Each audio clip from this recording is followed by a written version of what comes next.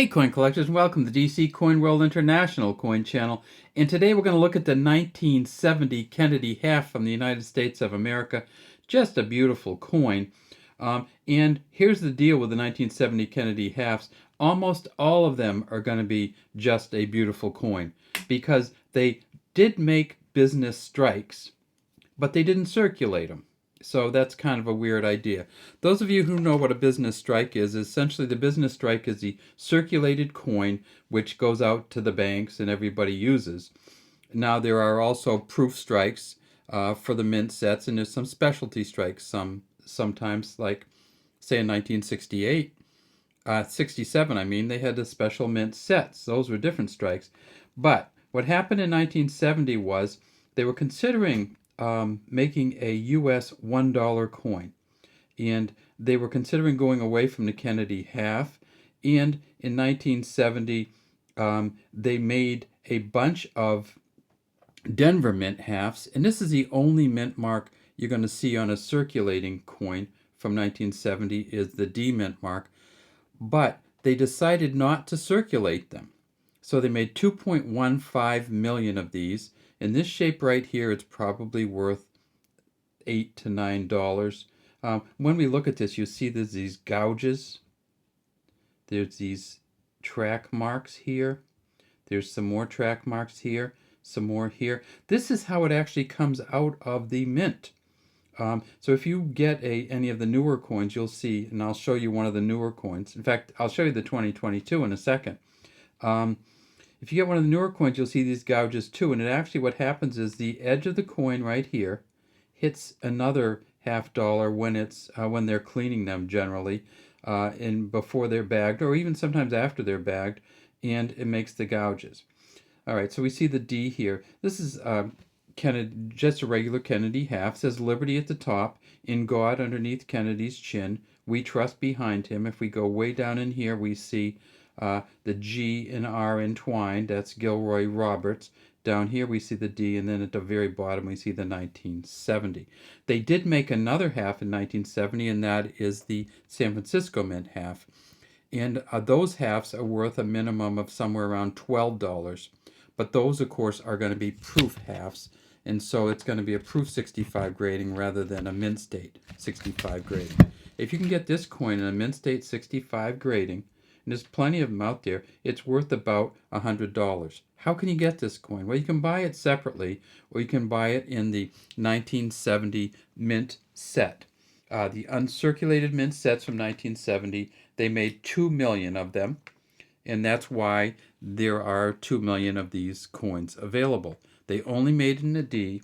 It's called the PDS set, the Philadelphia, Denver, San Francisco Mint set, but it only had one half in it, and that was the D half, because that's all they made that year for the circulating ones.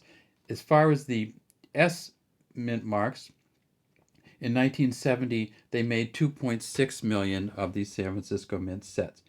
What's the difference? Look at this. This looks pretty silverish, right? And those of you who know this already, bear with me, but in 1970, they had a 40% silver coin, and that's what this is. The regular circulation coin was a 40% silver. This one over here that looks a little bit of tarnish, this is a 90% silver coin, and that's the 1964. The only year they had 90% silver was 1964. From 1965 to 1970, they had 40% silver. And then in 1971, they moved to a copper nickel clad copper coin. So if you hold them up together, you can see the difference. Another difference you can find is if you weigh them. Their original 1964 half dollar, Kennedy half dollar, weighed 12.5 grams, the 90% silver. From 65 to 70, it weighed 11.5, so it went from 12.5 to 11.5 grams. And then when they came out in 1971 with the clad, it went from 11.5 to 11.34 grams. So if you just weigh these coins, you can tell which ones are silver, and you can actually, in a sense, tell how much silver's in them. The heaviest one has the most silver. The next one down is this 1970, and it has about 40% silver. Most of these, well, the melt value of this coin alone is $3. But there are coins in an MS67, and they've actually found some MS67 pluses. NGC looks at this coin as a $7,500 coin if it's in MS67, and it just goes up from there. If you look for these mint sets from 1970, make sure that it's a full mint set. A lot of people have gone and taken the $half out because they're worth more, essentially more than the whole mint set. There's another thing that came up in 1970, of course, and that was they had the large date and small date $half.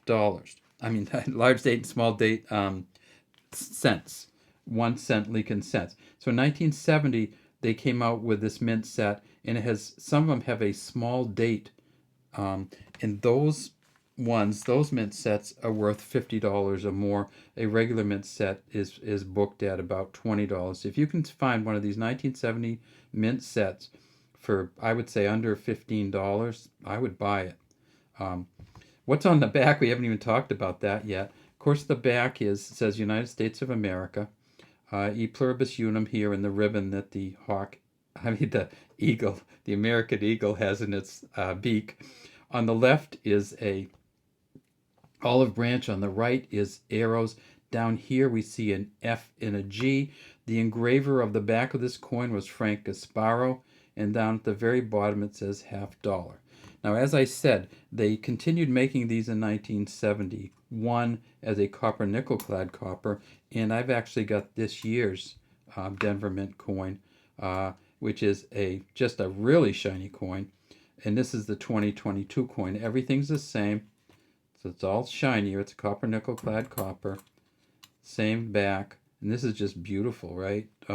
You won't see a back this good or this detailed very often, but the only way you can get the 2022 coins is to order them from the mint, or order them from a dealer who ordered them from the mint. So they still make them. They don't make them for general circulation, and you have to order them if you want them. All right, well, that's it for our 1970. Sorry we don't have any no mint mark coins from 1970 for the $half because they didn't make any. Have a great day from DC Coinwell International Coin Channel. We'd love to have you subscribe to the channel and leave any comments you might have in the comments section.